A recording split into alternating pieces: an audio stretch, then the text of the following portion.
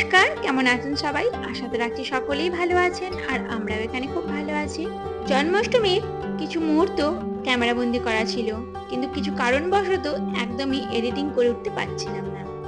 একটা বছর আগে পর্যন্ত কোনো রকম আমার বাড়িতে গোপাল পুজোর আয়োজন করা হতো না। ছোট মেয়েটা হওয়ার পর বড় মেয়েটা ওর দাদুকে মানে আমার শ্বশুর মশাইকে এত পরিমাণে রিকোয়েস্ট করছিল, মানে জ্বালাতন যাকে বলে আর কি, যে আমাকে একটা গোপাল কিনে দিতেই হবে। সেই অনুযায়ী উনি একটা গোপাল ঠাকুর কিনে দিয়েছিলেন, আর তাই এবছর ঠিক রীতিনীতি মেনেই ওনাকে সেবাটা দেওয়া হলো। তো এই ছিল জন্মাষ্টমীর দিন সকালের মুহূর্তটা। তবে পুরো দিনের ভিডিওটি কন্টিনিউ করতে পারিনি, আবারও ভিডিওটি কন্টিনিউ করছি পরের দিন থেকে।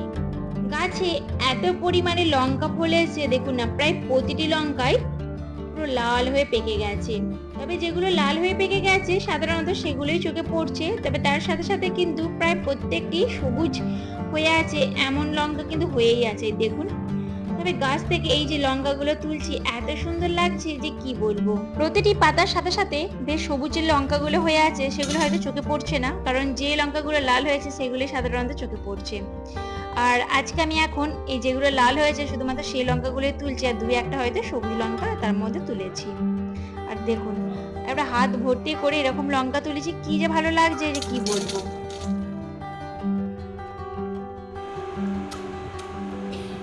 একটু বাবা বলে বাবা।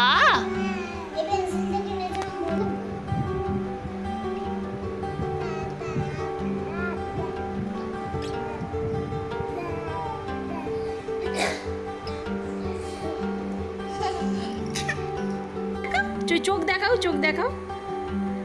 ওলি বাবালি, কই তোমার জিভ কই? আরে বাস, তোমার পা দেখাও, পা কই? ওই পা কই, পা কই? পা দেখাও, পা। হ্যাঁ, আর তোমার দাঁত দেখাও, দাঁতগুলো কই, দাঁতগুলো? আরে চোখটা দেখাও, চোখটা, চোখটা, চোখটা দেখাও। এখন এলাম রান্নাঘরে ওর জন্য এই 9টার টাইমে যে খাবারটা খাবে সেটা বানাতে। ওটস অ্যাপেল পরিজ আজকের জন্য বানাবো, তার জন্য এখানে আমি নিয়ে নিলাম একটা অ্যাপেল। আর আপেলের কিন্তু আমি অর্ধেক অংশটাই নেব, কারণ পুরো অংশটাও খেতে পারবে না। এটা খেলে যেমন পুষ্টিগুণে ভরপুর থাকে, তেমনি কিন্তু পেটটাও অনেকক্ষণ ভরপুর থাকে। আর এখানে আমি অর্ধেক যেটা কেটে নিলাম এটাই আমি এখন ভালো রকম ভাবে একটু জলে বসিয়ে একটু ফুটিয়ে নেব।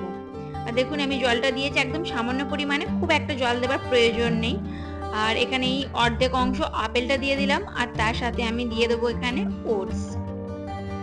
মিনিমাম 1 মিনিটের মতন আপেলটা একটু ধিম আঁচে পুরো সেদ্ধ করে নেব, তারপরে ওটসটা দেব। আর ওটসটা দেওয়ার সাথেই কিন্তু নাড়তে হবে। আমি দেখুন এভাবে নাড়ছি, কিন্তু এই যে একটু ডেলা মতন পাকিয়ে গেছে, তো সেই জন্য আর কি ওটসটা দেওয়ার সাথে সাথেই এটা কিন্তু একদম চামচ দিয়ে একদম ভালো রকম ভাবে আপনারা নেড়ে দেবেন। এটা প্রায় 3 থেকে 4 মিনিট পর আমি দেখাচ্ছি। এটা মোটামুটি হয়ে এসেছে আর একদম সেদ্ধও হয়ে গেছে। জলটা কিন্তু একদম দেখুন আমি যেমন কম পরিমাণে দিয়েছিলাম ঠিক তেমনি আছে, মানে যাকে বলে আর কি ভাপে যা সেদ্ধ হবে আর কি। আর এটা একটু ভালো রকম ভাবে আমি ম্যাশ করে নেব, ঠিক এই রকম একটা থিকনেস তৈরি হবে। এটা খেতে কিন্তু বেশ ভালো রকম টেস্টিও, বাচ্চারা কিন্তু এটা অবশ্যই খেতেও চাইবে। আর বেশ কিন্তু এটা মিষ্টি মিষ্টি লাগে, যেহেতু আপেলটা একটু মিষ্টি মতন। আর তবে আপনাদের বেবিরা যদি একটু বেশি পরিমাণে মিষ্টি খেতে পছন্দ করে তার ক্ষেত্রে মিষ্টি দিতে পারেন, তবে মিষ্টিটা এখানে অ্যাভয়েড করাটাই কিন্তু ভালো বলে আমার মনে হয়। সাধারণত সকালের দিকেই আমি ওকে ফল দিয়ে ব্রেকফাস্টটা দিয়ে থাকি। এখানে চলে এলাম রান্নাঘরে, এখানে সজনে শাক ভাজা করে নিচ্ছি, তার সাথে করে নিয়েছি আলু ভাজা, আর পটল দিয়ে আলু দিয়ে আর ডাঁটা দিয়ে একটা তরকারি করব, তার সাথে করে নেব একটু ইলিশ মাছ। আজকে রান্না বান্না এই ঠিক এতটুকুই করব। কালকে যেহেতু জন্মাষ্টমী ছিল পুরোটাই নিরামিষ হয়েছে, আর আজকে ওই যে ইলিশ মাছগুলো আরে করে নেব। ইলিশ মাছগুলো ফ্রিজেই ছিল, কালকে আর করা হয়নি।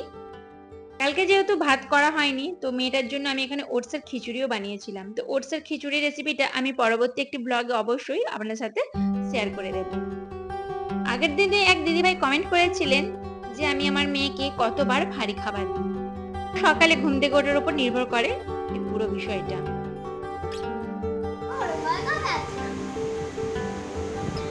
ভাত মুড়ির বেলা খাবে না? হ্যাঁ,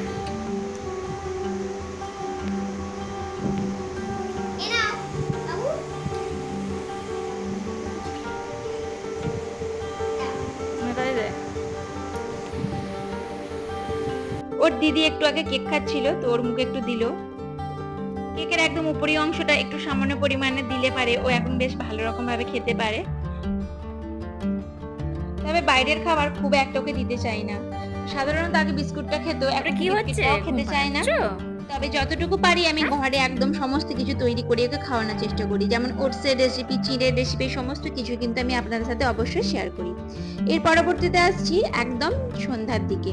সন্ধ্যার দিকে এখানে আমি নিয়েছি রাম তুলসী পাতার রস, আর রাম তুলসী পাতার রসটা ভালো রকম ভাবে আগে নিংড়ে নিয়েছি আর একটু গরম করে নিলাম। এবার গরম করে নেওয়ার পর এখানে আমি অ্যাড করে দেব একদম ডাবরের মধুটা। সাধারণত যখন একটু কাশি হয় বা সর্দি করে তখন কিন্তু আমি এটা খাইয়েই থাকি, তবে হ্যাঁ পরপর 2 দিন 3 দিন একদমই দিই না। আর কাশি হবার সাথে সাথে কিন্তু এটা যখনই খাওয়াই, যেদিন বমি করে দেয় হয়তো সেদিন কিন্তু বেশ অনেকটা পরিমাণে সর্দি উঠে যায়, বেশ কিন্তু রিলিফও পায়। এরপর এলাম ট্রেন্ডসে, এখানে কিছু কেনাকাটা করা আছে। বড় মেয়েটার যেহেতু জন্মদিন, তাই এখান থেকে কিছু জামা কাপড় কিনে নেব। একটা গ্রাউন্ড কেনার আছে, তো সেই জন্যই এলাম। দেখা যাক এখানে সমস্ত কিছু পছন্দ হয় নাকি। একদম প্রথম যখন উদ্বোধন হলো তখন যে পরিমাণে জিনিসপত্র ছিল এখন কিন্তু তার কানা ভাগও নেই আর কি। তো বাচ্চাদের এই যে গ্রাউন্ডগুলো একদমই নেই, তো সেখানে ঘুরে ফিরে চলে এলাম। আর পাশে একটা দোকান ছিল, সেখান থেকে জিনিসপত্রগুলো কেনাকাটি করলাম। তো কি কেনাকাটা করলাম সেটা একদম পরবর্তী ব্লগে আপনার সাথে শেয়ার করব। আর তারপরে এই যে ঘরে এসে ছোট মেয়েটা হাত দিয়ে দেখাচ্ছে ওপরে আলোগুলো জ্বালতে হবে, আর 2 মেয়ে এখানে খেলতে বসেছে। এর মধ্যে আমি ওদের জন্য খাবারটা নিয়ে চলে আসি, আর ছোট মেয়েটাকে এখন দেব রুটি। 2 বোন যখন খেলা করে তখন প্রায় আমার অতটাও বিরক্তি লাগে না, কারণ তখন আমি আমার কাজকর্মগুলো গুছিয়ে নিতে পারি।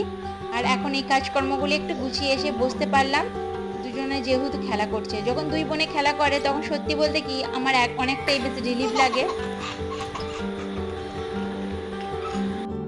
আর দুষ্টুর এই দুষ্টুমি ভরা হাসিটা দেখলে আমার তো সমস্ত জ্বালা যন্ত্রণা সমস্ত কিছুই পায়ে ঘুচে যায়। তো আজকের ভিডিও তাহলে এই পর্যন্তই রইল। অবশ্যই কিন্তু কমেন্টে জানাতে ভুলবেন না ভিডিওটি কেমন লাগলো, আর আপনাদের যদি কোনো কিছু জিজ্ঞাসা থাকে অবশ্যই কিন্তু কমেন্ট সেকশনে রেখে যাবেন। ধন্যবাদ।